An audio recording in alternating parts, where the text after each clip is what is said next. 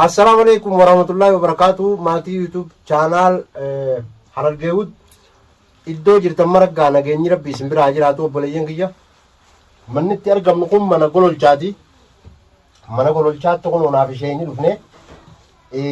قول الشلة باسني جراني من سنجابسني عقلتو من باري في بلون فاني خرفات كانوا قا إسات تشوفني جران قربان warda eegaa as dhufellee gartee warda ajjeesumalee jeetti itti fiiga yani tadirqi qabanii biinii faajii hidhanii gurbaa kurfaachaanu jira nuti akkuma dhufneeni gartee wardaan gatte teessiftee qonqoo naaf ishee haagootee nyaachuu jirra obboleeyyan kiyya isiillee naa galatoomtu nutillee lafa fagoorraa dhufne alhamdulillaahi ta dura warri gartee baharii fi ballo jalattis ushoo jalattis hunda namaa jalatti akkasi Abrahaamiif rakkattanii akkami bira dhayxanii gartee barbaadanii bakka inni jiru hin baafne wardaa akkami jajjabeessuu dhabdan bira jiraattanii warri jechuu turtan hedduu galatooma hedduu isin galatoomfanna inshaallahu ta'ala gaa obboleeyyan kiyya kunoo nyaata nyaachuu jirra gaa silaa taate asii wajji nyaanna wallahi hordoftoota keenya maaliif yoo jettan hanga isin jaalannu nuu beeka mizaana keessanillee nuu beeka jechuudha. Kanatti aansee wanni jechuu barbaadu warri immoo akkasitti gartee lakkoofsa waldaan uffannii isin gargaarraa maallaqa isinii erginaa jettanii akkaawuntii kannadha akkasii jechuu turtan san obboleeyyan kiyya wallahi rabbi umrii ta'e isan gartee dachaan isin yaada balu dachaan warra duraan gartee rabbiin umrii dhibba katabeef 200 rabbi isin haa jiraachisu boo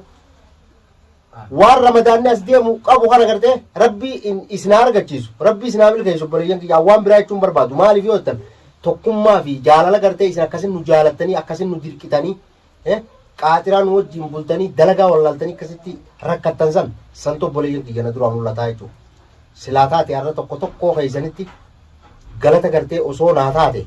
tokko keessan irra deemeetiin galata isinii galcha ture warra akkasii koomentii barreessitanii gara waatsaapiin akkasitti na barreessitanii sagalee imimmaanii gola aartii Oromoo irratti akkasii kaa'u turtan san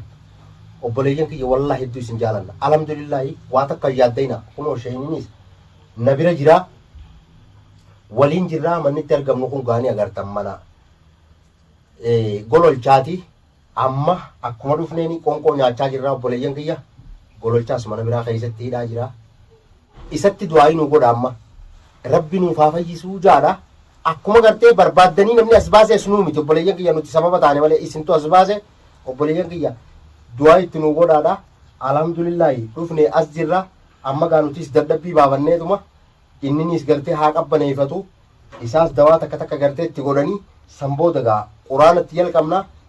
gaafa quraanni gartee irra qaraamuu jalqabe viidiyoonis isin bira gahu ta'isi Abrahaamii fayyaa kaas ba'e obboleeyyan kiyya galatoomaa jee isinitti gartee boohuu taa'us as bahuu jiraata inshaallah rabbi haajuu obboleeyyan kiyya gaa